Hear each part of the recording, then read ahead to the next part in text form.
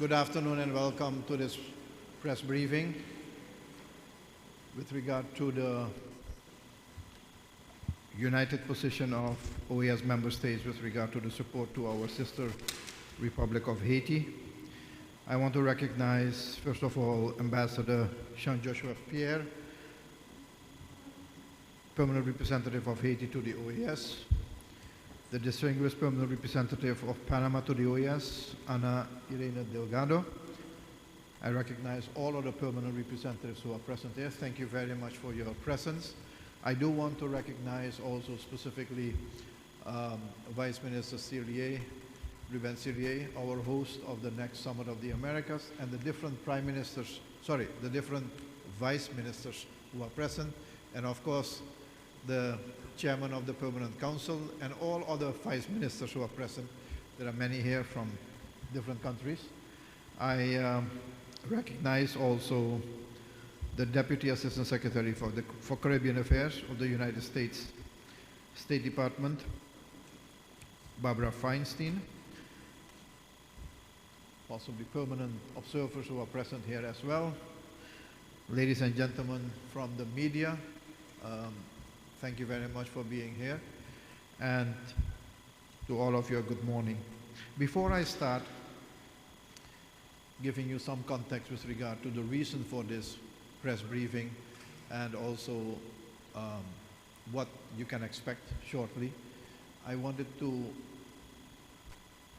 recognize that 24 years ago, the world and the hemisphere was shocked by an attack on humanity, terrorist attacks in New York and other places in the United States, at the same moment when the Inter-American Democratic Charter was being adopted in Peru.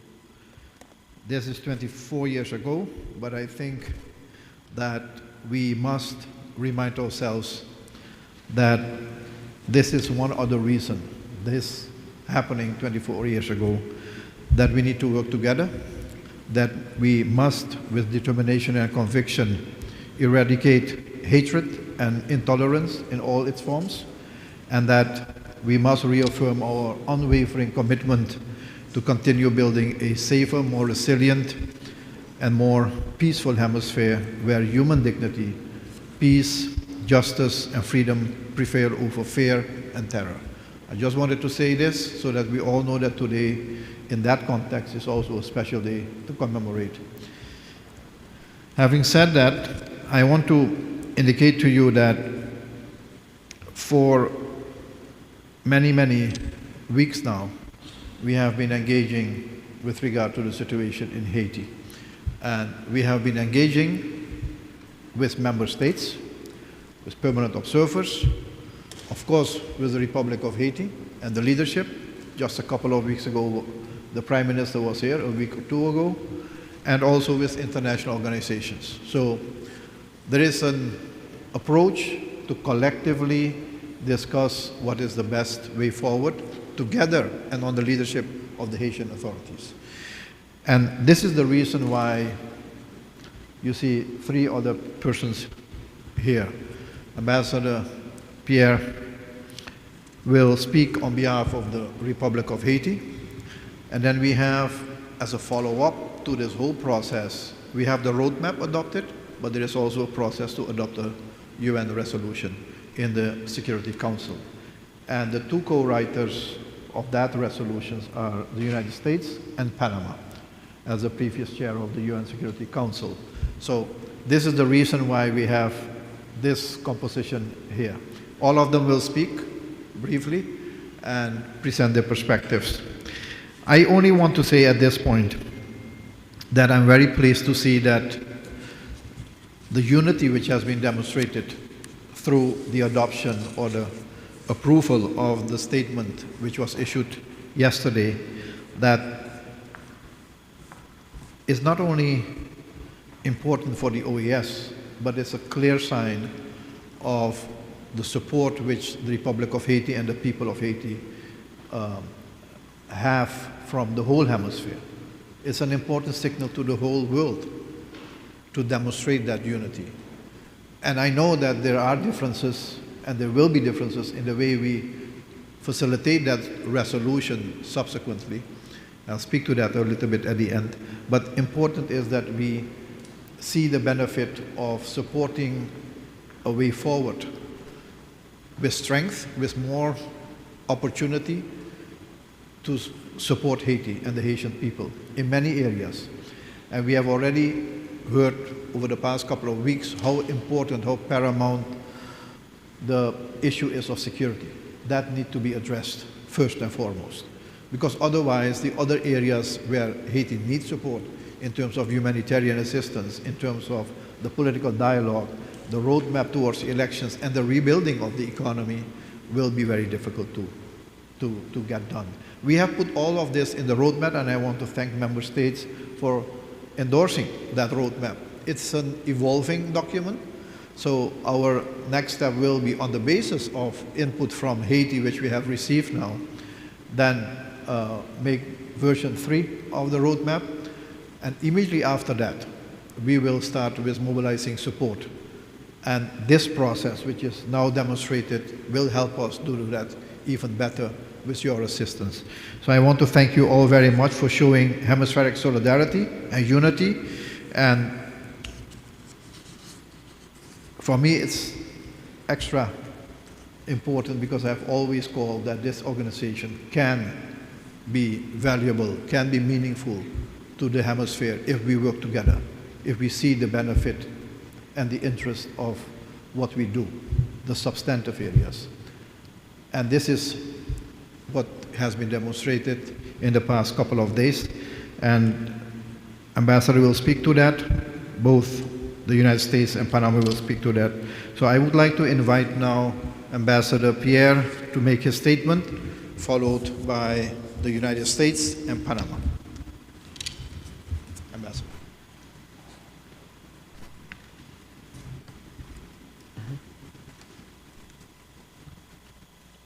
Monsieur le secrétaire général, Monsieur le président du Conseil permanent, Monsieur le vice-ministre, Madame la sous-secrétaire d'État, distingués collègues, ambassadeurs, ambassadrices, chers représentants, membres des pays observateurs de l'OEA. Au nom du Conseil présidentiel de transition, présidé par son Excellence Laurent Saint-Cyr, au nom du gouvernement de la République d'Haïti, du Premier ministre Alex Didier Fils-Aimé, du peuple haïtien, je voudrais commencer par remercier les États membres de l'OEA, particulièrement le Panama et les États-Unis, qui ont porté avec Haïti l'initiative de la déclaration conjointe supportant la transformation de la MSS en une force spéciale de démantèlement des gangs. Nous remercions également le secrétaire général de l'OEA, Albert Hamdine, qui est en train de tout mettre en œuvre pour aider Haïti. Monsieur le secrétaire général, nous vous remercions surtout d'être à l'écoute d'Haïti, à l'écoute du peuple haïtien, à l'écoute des autorités du pays. L'adaptation continue de la feuille de route aux priorités nationales haïtiennes est une preuve que vous êtes à l'écoute et nous vous saurions gré de continuer dans cette voie à nos côtés. Avant de vous donner lecture de la déclaration conjointe d'Haïti et des États membres de l'OEA, permettez-moi de réitérer devant vous, chers États membres et pays observateurs de l'OEA, l'essentiel du message du gouvernement haïtien à la communauté internationale porté hier par le Premier ministre Alex Didier Fils-Aimé dans son discours au Conseil de sécurité de l'ONU. Je cite le Premier ministre d'Haïti. Le gouvernement haïtien est convaincu que la transformation de la MMAS en une force de suppression des gangs n'est pas une option. C'est une nécessité vitale. Nous appelons donc le Conseil de sécurité à agir sans délai. Chaque jour d'attente alourdit le bilan humain et affaiblit un peu plus nos institutions. Chaque jour d'inaction permet aux gangs de consolider leur pouvoir, d'étendre leur influence et de s'ancrer davantage dans le tissu social. Nous n'avons pas le luxe d'attendre. Cependant, il ne s'agit pas de substituer la communauté internationale à l'État haïtien. Il s'agit de donner à Haïti, dans un cadre strictement défini par ce Conseil, les moyens d'une stabilisation indispensable. Sans sécurité, il n'y aura pas d'élection crédible, ni de développement économique, ni réconciliation sociale. Sans sécurité, Haïti restera prisonnière d'un cycle de violence qui continuera d'hypothéquer son avenir. L'adoption donc rapide du projet de résolution et sa mise en œuvre immédiate enverront un signal clair, celui que la communauté internationale reste pleinement engagée à côté d'Haïti et celui que le Conseil de sécurité prend ses responsabilités face à une crise qui menace la paix et la sécurité internationale. Nous appelons donc le Conseil de sécurité à agir en considérant l'urgence de l'heure. L'histoire retiendra que vous avez choisi, en ce moment décisif, de donner à Haïti non pas seulement des paroles d'encouragement, mais des actes concrets de solidarité et de responsabilité partagée. Fin du message du Premier ministre haïtien concernant le projet de résolution sur Haïti à l'ONU. Sur cette lancée, je voudrais renouveler les remerciements d'Haïti aux États membres de l'OEA qui ont permis à notre organisation hémisphérique de prendre un peu d'avance, une fois n'est pas coutume, sur les Nations Unies, à travers ce large consensus entre tous les États membres de l'OEA sur la déclaration conjointe dont je vais vous donner lecture à l'instant.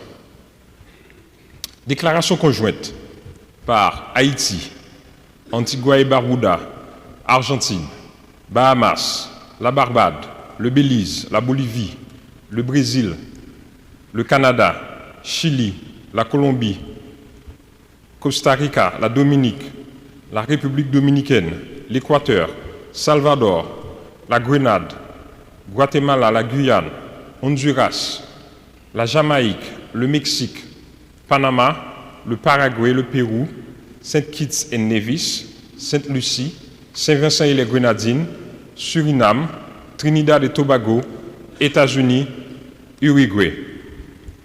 Appel à une action coordonnée de l'ONU en appui à la feuille de route de l'OEA en Haïti. Washington, le 9 septembre 2025. Nous, les signataires, en tant qu'États membres de l'Organisation des États américains, réaffirmons notre solidarité avec le peuple haïtien, notre respect pour la souveraineté d'Haïti et notre engagement à soutenir ce pays en ce moment critique, conformément à la résolution appelle à la mise en œuvre urgente de solutions concrètes pour résoudre la grave crise institutionnelle et sécuritaire en Haïti. Le 20 août, le Conseil permanent a reçu la présentation par le secrétaire général de la version actualisée de la feuille de route pour Haïti vers une feuille de route dirigée par les Haïtiens pour la stabilité et la paix et avec un appui régional et international. Ce cadre, dirigé par Haïti et appuyé par la communauté internationale, en cours d'élaboration avec les autorités haïtiennes, les Nations Unies et les partenaires interaméricains, établit la sécurité comme condition préalable à la réponse humanitaire et au rétablissement de la gouvernance démocratique par les élections libres et équitables et introduit des mécanismes pratiques de coordination, de transparence et de mobilisation des ressources afin de réduire les duplications et d'assurer une réponse cohérente. Nous reconnaissons le rôle des Nations Unies dans la promotion et le maintien de la paix et de la sécurité internationale. Nous reconnaissons également que la violence perpétrée par les groupes criminels organisés et les gangs en Haïti, même en dehors des conflits armés, menace les vies et les moyens de subsistance, ainsi que la paix et la sécurité régionale. Dans cet esprit, nous appuyons la création d'un bureau de soutien des Nations Unies en Haïti et la transition de la mission multinationale d'appui à la sécurité, MSS, vers une nouvelle force axée sur l'instauration d'un environnement sécuritaire et stable, permettant aux autorités haïtiennes de rétablir et de maintenir l'état de droit, notamment par le démantèlement des gangs. Nous rendons hommage au Kenya pour son rôle de commandement de la mission MSS, ainsi qu'aux Bahamas, au Belize, au Salvador, au Guatemala et à la Jamaïque pour leur contribution en personnel. Considérant que la paix, plus que des opérations de sécurité, considérant que la paix exige plus que des opérations de sécurité, nous soutiendrons les efforts dirigés par les Haïtiens pour s'attaquer aux causes profondes et facteurs de la violence, tels que la faiblesse des institutions démocratiques, la corruption, la pauvreté, la persistance des inégalités criantes, ainsi que l'accès limité à l'éducation et aux services publics essentiels. Nous soulignons le rôle important de l'OEA dans le renforcement des capacités institutionnelles et opérationnelles par une approche civile et axée sur les droits de l'homme, tout en respectant pleinement le leadership haïtien, l'institutionnalité démocratique nationale et les normes juridiques internationales, avec une attention particulière à la lutte contre la violence sexuelle et à la promotion et à la protection des femmes, des enfants et d'autres membres et d'autres groupes vulnérables. Nous, en tant qu'État membre de l'OEA, sommes prêts à travailler en partenariat selon nos capacités nationales et en ligne avec les mandats de l'OEA, avec les Nations Unies et avec Haïti pour faire progresser la feuille de route pour Haïti et soutenir le peuple haïtien. Nous encourageons les contributions volontaires au Fonds fiduciaire des Nations Unies pour supporter la nouvelle force qui sera mise en place par le Conseil de sécurité. Nous saluons également le soutien complémentaire apporté à la PNH à travers la plateforme OEA Secure Haïti, conformément au cadre onusien. Nous réaffirmons que la voie à suivre pour Haïti doit continuer à être dictée par les Haïtiens avec la pleine appropriation de ses institutions et de sa société civile. L'assistance humanitaire, le développement socio-économique à long terme, la protection des membres de groupes vulnérables, ainsi que le respect des droits de l'homme et du droit international doivent rester au cœur de notre effort collectif. L'OEA, la CARICOM, l'ONU doivent agir en pleine coordination afin de garantir cohérence, légitimité et efficacité. Aujourd'hui, nous lançons un message hémisphérique commun. Haïti ne peut plus attendre. Le temps d'une action décisive et coordonnée est maintenant. Je vous remercie.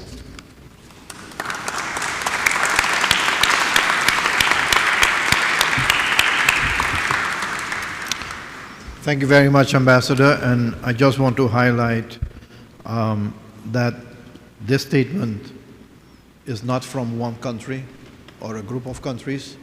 It has been a result of input from different member states, ultimately resulting in this statement. So this is really a statement from OAS member states, active member states. Just want to make sure that that is understood for the media, that it's been a negotiating process. The input from every single member state has been taken as best as possible on board. Having said that, I would like to invite now the Deputy Assistant Secretary, Barbara Feinstein, for Caribbean Affairs. Thank you, Secretary General. Distinguished colleagues, friends, and members of the press, today is a profoundly sad day for the United States, reflecting not only on the horrors of yesterday, but also the events of September 11th, 2001. 24 years ago, terrorists attacked our country in an attempt to destroy our way of life, and our neighbors across the Americas stood with us in grief and resolve. This day carries deep meaning for our entire region. On that same date, the nations of this hemisphere adopted the Inter-American Democratic Charter, affirming democracy as fundamental. Today, we draw on that same unity and determination as we confront Haiti's crisis against terrorism and gang violence in the Western Hemisphere. The United States proudly joins Secretary General Ramdin, Haiti, Panama, and all OAS member states in endorsing the joint statement on Haiti. Every flag in this room speaks with one voice. We stand united with the Haitian people and urge the United Nations Security Council to act without delay. Escalating terrorist and insurgent gang violence is devastating Haiti. More than 1.3 million people, half of them children, are displaced. Communities are under siege, and children are being forcibly recruited or subjected to sexual violence. The territorial expansion of these criminals and murderers threatens to erase the hard-fought battles for national sovereignty by the under-resourced Haitian security forces. Despite the courageous efforts of the multinational security support mission and the resolve of the Kenyan contingent and our hemispheric partners, who have stepped up and continue to risk their lives on the ground, the Haitian state remains more imperiled today than when the Security Council first envisioned a way to support. We must come together as a region now to deliver an appropriately resourced force with the scale and scope needed to take the fight to the gangs. The United States has taken decisive steps, designating Vivre Ensemble and Grand Griffe as foreign terrorist organizations and specially designated global terrorists, offering a $5 million reward for information leading to the arrest of Jimmy Cherizier, and promoting accountability for criminals and those supporting terrorist gangs through indictments, arrests, sanctions, arms seizures, and visa and U.S. residency restrictions. We commend Kenya for its courageous leadership of the MSS mission under extraordinarily harrowing circumstances. We thank the Bahamas, Belize, El Salvador, Guatemala, Jamaica, and Canada in particular for their generous contributions. And we also recognize Panama's engaged leadership through diplomacy in New York as a vital partner on supporting Haiti through this time of unparalleled crisis and the drafting of a Security Council resolution, and also wish to recognize Guyana as another regional champion of this effort on the Council. Today, we call on the Security Council to authorize what Haiti has said they need urgently, and what we heard just now underscored by the Haitian ambassador. A new gang suppression force, or GSF, with a dedicated UN support office to provide the logistical backbone and resources needed to succeed. The GSF must be empowered to secure territory and critical infrastructure, dismantle gangs, and work alongside Haiti's own security forces to restore baseline security for its people. In parallel, the members of the OAS must work together to disrupt gang financing, arms trafficking, and other illicit flows fueling mass instability across Haiti and the region. On the anniversary of the Inter-American Democratic Charter, we are reminded that democracy cannot flourish where criminals sow violence to rule through fear. Every OAS member state has spoken. We urge the United Nations Security Council to hear our united voices and act without delay. Haiti cannot wait. The time for urgent, coordinated action is now. Thank you.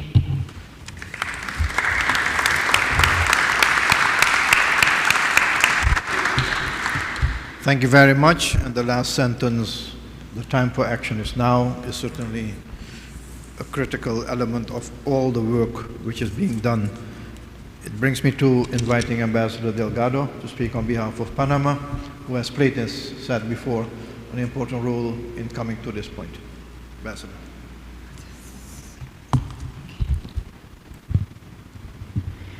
Buenas tardes a todos, Secretario General. Reconozco la presencia del Viceministro de la República Dominicana, la Viceministra de Guatemala. También están viceministros de Honduras, Canadá, Paraguay, distinguidos embajadores, delegados, miembros de la prensa. En nombre del Gobierno de la República de Panamá y del presidente José Raúl Mulino Quintero, reafirmamos nuestra solidaridad con el pueblo haitiano y nuestro compromiso de apoyar sus esfuerzos para recuperar la crisis de seguridad humanitaria e institucional que enfrenta ese país hermano. La declaración conjunta nos convoca en el día de hoy respaldada por los 32 Estados miembros representados ante la OEA, refleja sin duda un consenso hemisférico en torno a la necesidad de actuar de manera coordinada, reconociendo siempre el liderazgo de Haití y el respeto a su soberanía. Recientemente, el Consejo Permanente de nuestra organización recibió la presentación del secretario general Albert Randín, la hoja de ruta de Haití, hacia una hoja de ruta liderada por Haití para la estabilidad y la paz con apoyo regional e internacional. Un marco diseñado con las propias autoridades haitianas, CARICOM, las Naciones Unidas y los socios interamericanos. Este instrumento pone la seguridad como condición indispensable para garantizar asistencia humanitaria, restaurar gobernanza democrática y abrir el camino hacia elecciones libres y justas. En este contexto, la República de Panamá y Estados Unidos hemos presentado un proyecto de resolución en el Consejo de Seguridad de Naciones Unidas con miras al fortalecimiento de la misión multinacional de apoyo a la seguridad mediante una oficina de apoyo y un mandato más robusto que permita apoyar mejor a las autoridades, a la policía haitiana, a través de una nueva fuerza capaz de crear un entorno seguro y estable. Nuestro apoyo no se limita al ámbito de seguridad. Haití necesita también enfrentar raíces profundas de su crisis: la pobreza, la desigualdad, la debilidad institucional y la falta de acceso a servicios básicos. Es por ello que esta declaración conjunta reconoce el papel clave de la OEA en el fortalecimiento institucional, en la defensa de los derechos humanos y en la protección de grupos vulnerables, con especial atención a mujeres, niños y niñas. La coordinación plena entre la ONU, la OEA y el CARICOM es esencial. Solos ninguno de nosotros podrá marcar la diferencia. Juntos podemos abrir una senda real hacia la estabilidad y la paz en Haití. En nombre de Panamá, reitero que estamos listos para aportar según nuestras capacidades a este esfuerzo histórico. El pueblo haitiano merece recuperar la esperanza y la comunidad internacional tiene la responsabilidad de no fallarle. Muchas gracias.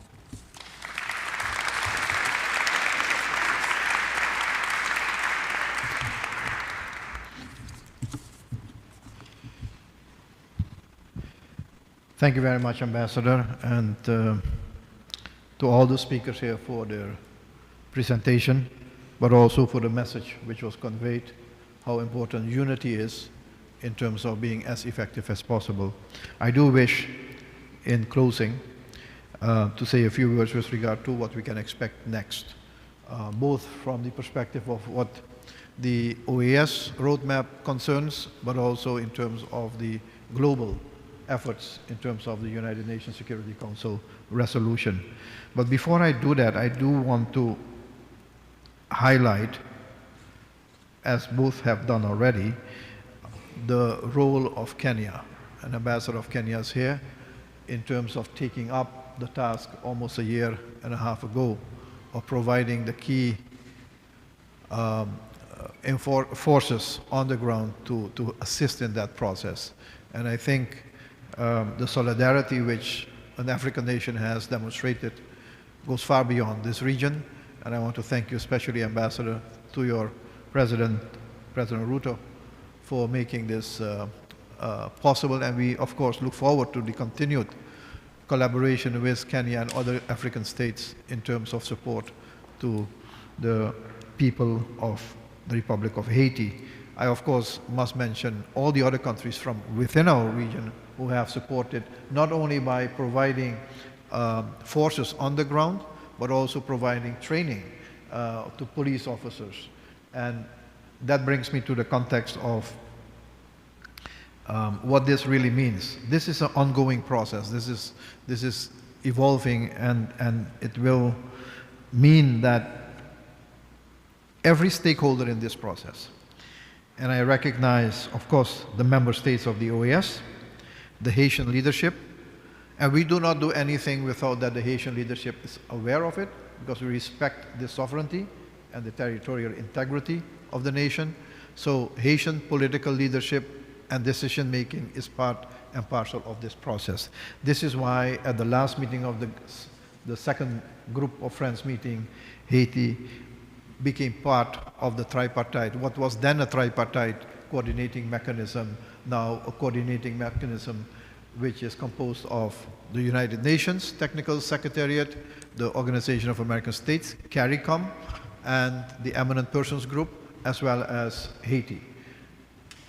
As I said before, possibly in the future we can consider others joining the coordination team as well, depending on the developments.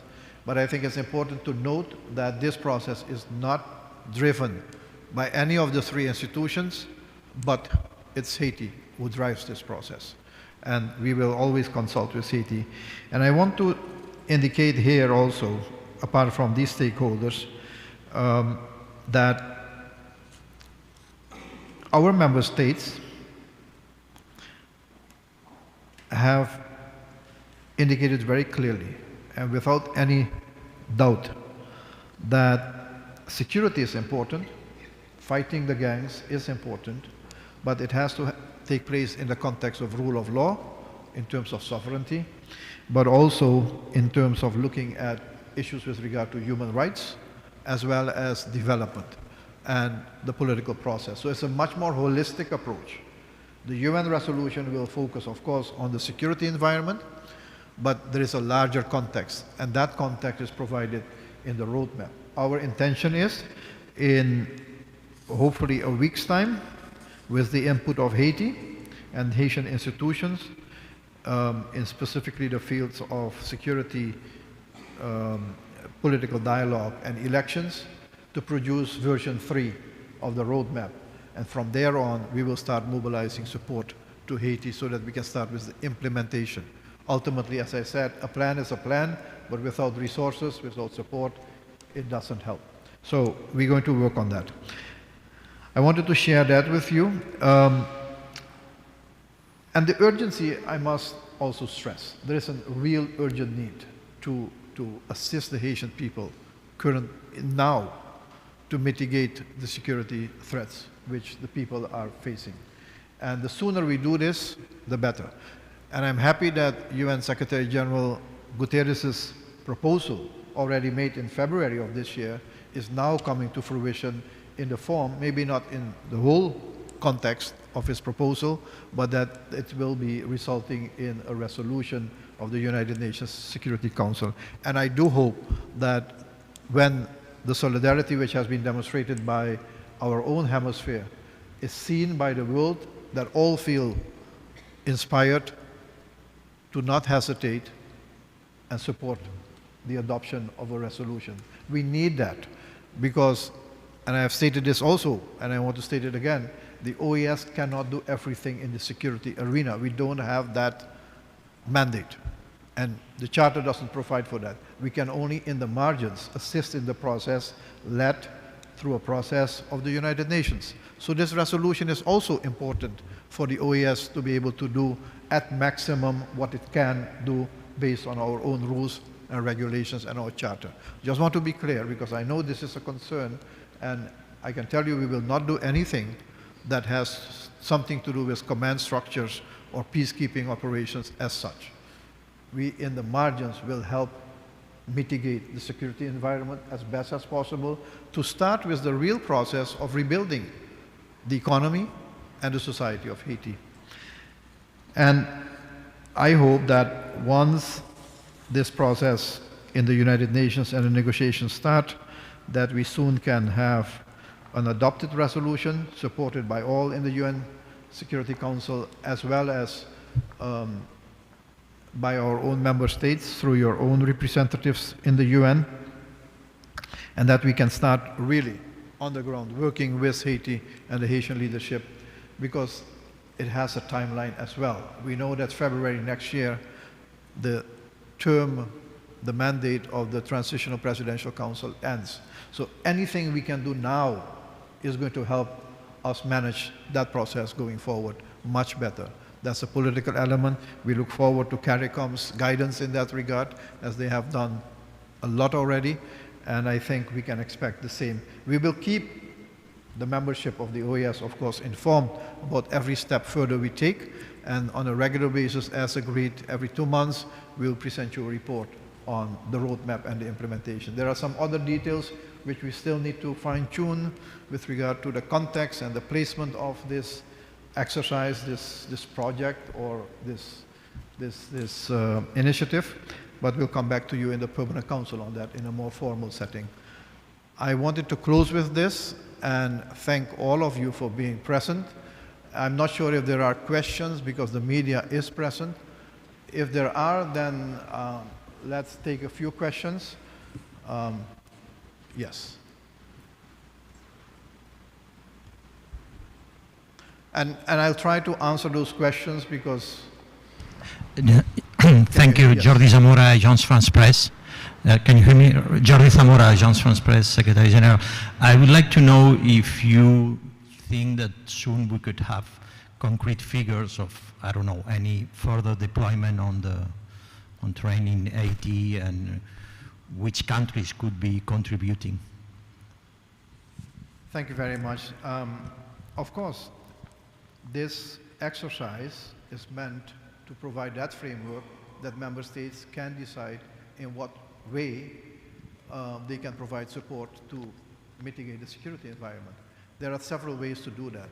One is simply putting what we call boots on the ground. If member states are willing to do that, we can play a role in that in terms of having those discussions. We cannot command forces. The OAS is not going to do that. But we can certainly mobilize support for that. But that will depend on member states. I think that trajectory, those actions will follow once the resolution is passed and once we have our roadmap in version 3 completed. That's when we will go to member states and explain to them what needs there are in the area of security. Because it's not only, as I said, putting forces on the ground. Some countries have already indicated in the hemisphere that they're willing to do that. But there is much more that needs to be done in terms of security, in terms of training, in terms of strengthening the Haitian National Police, in terms of equipment, protective material, communication apparatus, and also vehicles, so that the Haitian National Police can be effective. In the end, it is, of course, important that the capacity is built in Haiti, that Haitian National Police and other law enforcement units can take care of their own security in Haiti. It's not going to be so that there will be a force always there. At some point it will have to stop, and then the domestic national authorities take over and provide security for the Haitian people. So there's still a lot of work to be done, but this is step by step. Thank you very much. The next. Buen día, mi nombre es Román Lechman de Infobae de la Argentina. Si me permite, tengo dos preguntas. La primera es, ¿qué pasa con la iniciativa sobre la seguridad en Haití si el Consejo de Seguridad rechaza la iniciativa por los votos en contra de China y Rusia? Esa es la primera pregunta. O sea, ¿cómo se sigue hacia adelante con esta iniciativa? Y la segunda pregunta es, ya el gobierno de Haití contrató una empresa privada de seguridad que se llama Back2 Global. En ese contexto, la pregunta es, ¿cómo se coordinaría la misión de represión de las pandillas si finalmente lo vota la ONU con estos contratistas privados que en su track record, pensando lo que sucedió, por ejemplo, en Irak y Yemen, tienen muchas denuncias de violaciones a los derechos humanos? Gracias, secretario. Gracias. Let me try to answer some of these questions in this way. With regard to the last point, the private security firms which are operating in Haiti, this is a question really to be addressed to the Haitian authorities, how they want to treat that. But from a security management perspective, one would expect, once the resolution is passed, once the new structure is in place, that there is a coordination among all security forces on the ground, whether that's private or multilateral. So I expect that there will be that communication, but it is a decision and a management that needs to be taken by the Haitian leadership itself. I don't think we can be involved in that process as an OAS. Your first question was about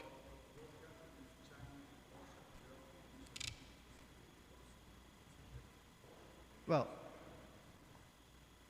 if that happens, that would mean that they have not understood the severity of the situation.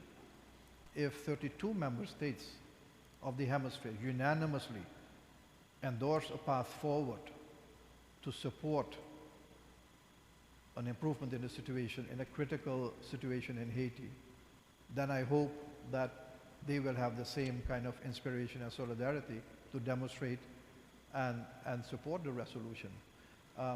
But this is a negotiation that will take place in the United Nations itself. We as an OAS do not want to intervene in that process, but I think that from what I have heard,